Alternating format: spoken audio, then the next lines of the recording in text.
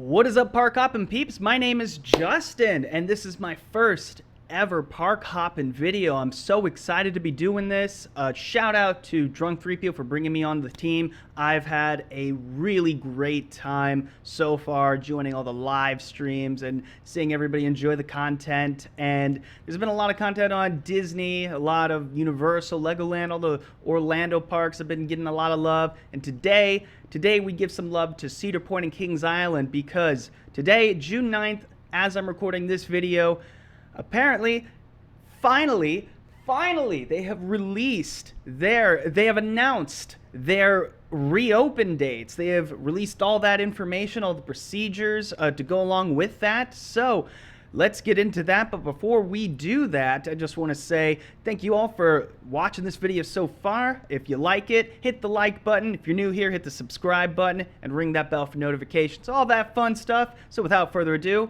here we go. So Kings Island and Cedar Point have announced their opening dates after being left in the dark for quite some time. As Ohioans, we were very frustrated, and people who are fans of these parks, and especially myself, I love these two parks. I love Cedar Point. I love Kings Island.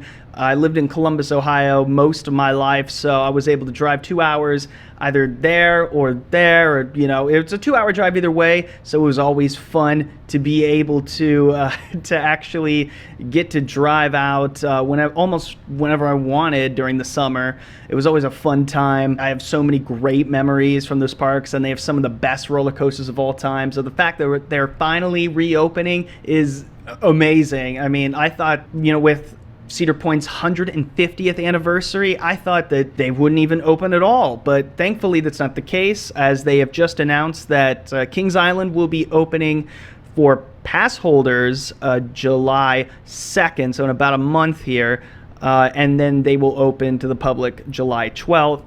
Cedar Point open July 12th, but for pass holders it'll be July 9th. So here are some of the procedures that are going to be implemented. And Cedar Point and Kings Island they have pretty similar procedures on what it's going to be like with the protocols going into the park. For both of them, there will be a new online reservation system. Each guest is required to have a reservation prior to their visit to enable capacity management. And there will also be, this is something that I don't know if the Orlando parks have, but you'll have to complete a pre-visit health screening declaration 24 hours prior to admission. For people who are vacationing to either of these locations, I would just be mindful of that.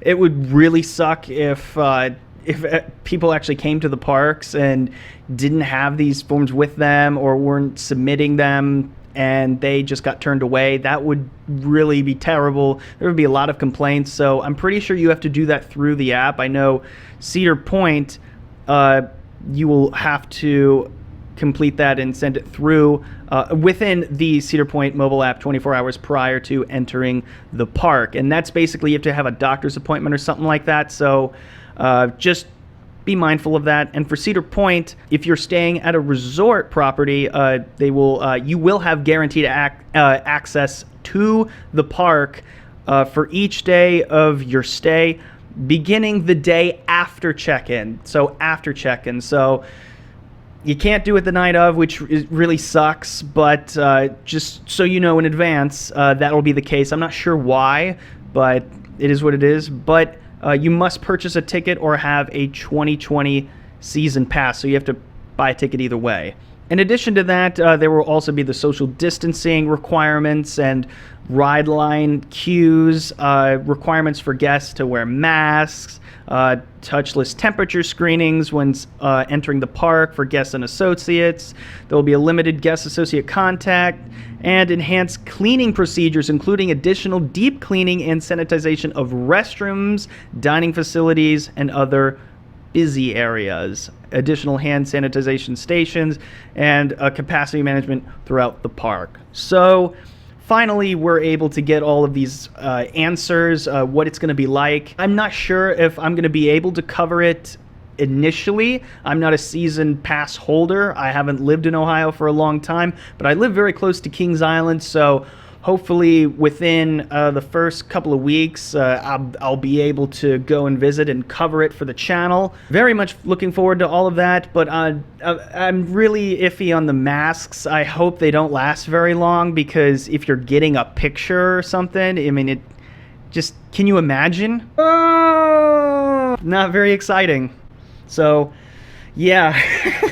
But at any rate, that's pretty much what's gonna be happening. I'm curious what these health declarations really are.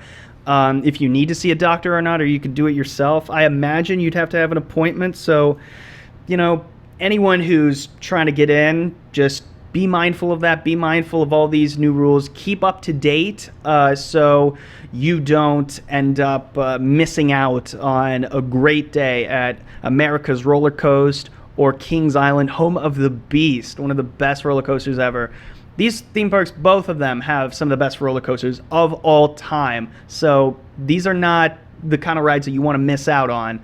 Anyways, hopefully you liked that video, and if you did like it, do consider subscribing if you are new here to the channel. Become a Park Hoppin' Peep today. Thank you all so much for checking out the video, and as always, have a great day.